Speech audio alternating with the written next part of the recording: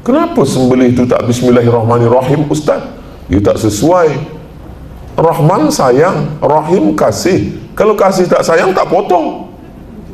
Takkan bismillahirrahmanirrahim potong, kata kambing, kata kau kasih sayang, kenapa kau potong juga? Maka dia cakap bismillahi Allahu Akbar, dengan nama Allah, Allah yang maha besar, kubalikkan makhluk ini kepada engkau ya Allah. Saya ni kalau bagi tazkirah, suara saya memang keras. Maka orang cakap Ustaz Somad itu ustaz yang keras. Suara saya saja, hati saya lembut. Saya seumur hidup tak pernah potong ayam. Tak sampai hati saya menengok ayam tu mati. Tapi kami tonton ada di YouTube orang ustaz tengok potong kerbau, potong lembu. Itu 2 tahun lepas sebab ada training untuk slaughter, potong. Bila kami dah buat training, dia cakap, Ustaz, inilah masanya, potong. Takkan saya cakap tidak, nampak saya penakut. Saya potong, bismillahirrahmanirrahim. Tapi lepas itu tak ada. Petang ni pisau banyak di rumah, tapi untuk motong tidak, tak sampai hati saya motong. Tapi bila dah siap, tak sampai pula hati tak makan. Itu ada akhlak. Suatu ketika Nabi SAW datang, ada seorang lelaki, dia bawa kambing. Dia bawa kambing, dia asah pisau ni di hadapan mata kambing. Oh, Nabi marah. Apa kata Nabi? Aturidu antumitaha mautatin. Apa engkau asah hadapan mata dia? Engkau nak bunuh dia berkali-kali. Asahlah di belakang, asahlah di dapur. Lepas tajam baru potong, kata Nabi SAW. Tak boleh kambing tu menengok mata pisau. Terkejut dia, pucat pasi dia, takut dia menengok. Tak boleh menakut-nakuti binatang. Menakutkan binatang pun tak boleh, apalagi menakutkan suami.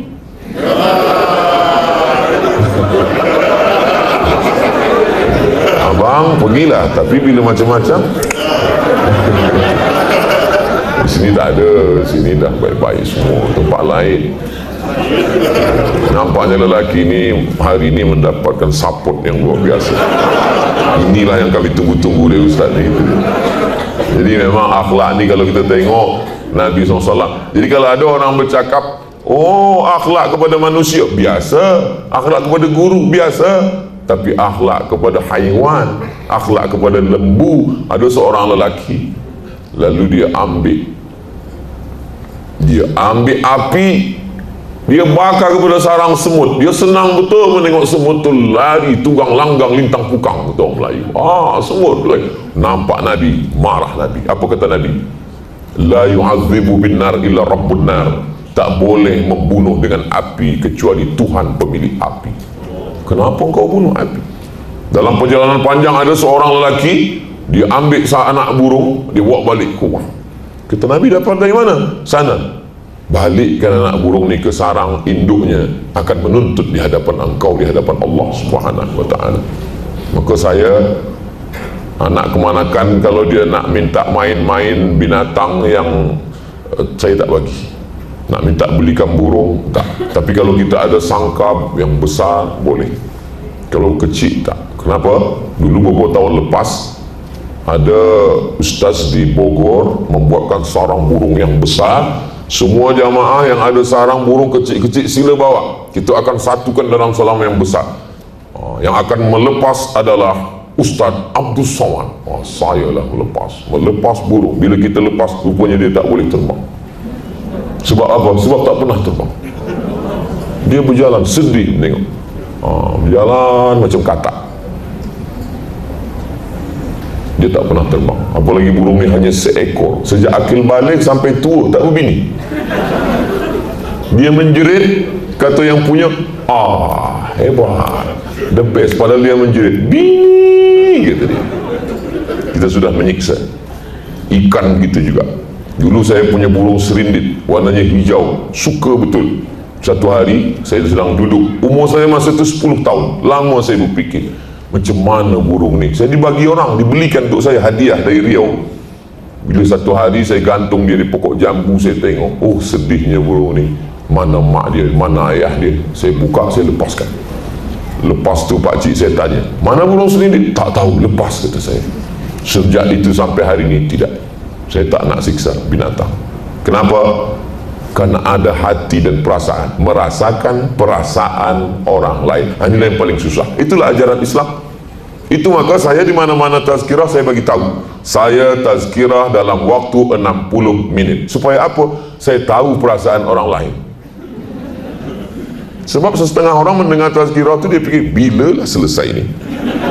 Tapi bila dia dengar saya tazkirah, dia dah tahu 60 minit. Kecuali sembang dengan orang seni hanya 30 minit saja. Bukan salah saya. Tanyalah Kak Irma.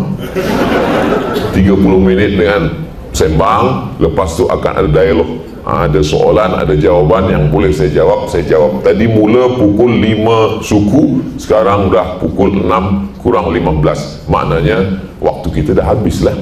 Artinya akhlak ini juga, akhlak saya tunjukkan supaya kadang orang dia cakap panjang lebar, setelah itu di akhir last kali dia katakan, demikianlah tazkirah yang sangat singkat ini. Kata hati, apa singkat, kami tertidur dah kemana-mana pergi. Akhlak. Kalau kita diajak akhlak dari kecil, apa kata orang Melayu? Dari kecil terbawa-bawa, dari kecil terlonjak-lonjak, sudah besar terbawa-bawa, udah tua terubah tidak. Saya sampai hari ini, walaupun dah tua, kalau saya duduk di atas kerusi, ada orang di bawah, tetap dalam hati dalam tu, aku ni macam tak beradab. Kerana dulu kecil diajarkan mak, tak boleh duduk di atas kerusi bila ada orang di bawah. Ingat betul, datang tamu, saya duduk atas kerusi, mak saya dah pandang, 2-3 pandang saya senyum. Balik tamu, dia nak besarkan volume, sampai tua teringat. Jadi yang paling elok mendidik kita adalah ibu. Makanya ibu al-madrasatul ula, sekolah yang pertama sebelum tadika, sebelum sekolah dasar, sebelum menengah, sebelum BA, sebelum master, sebelum PhD, sebelum profesor adalah sekolah ibu.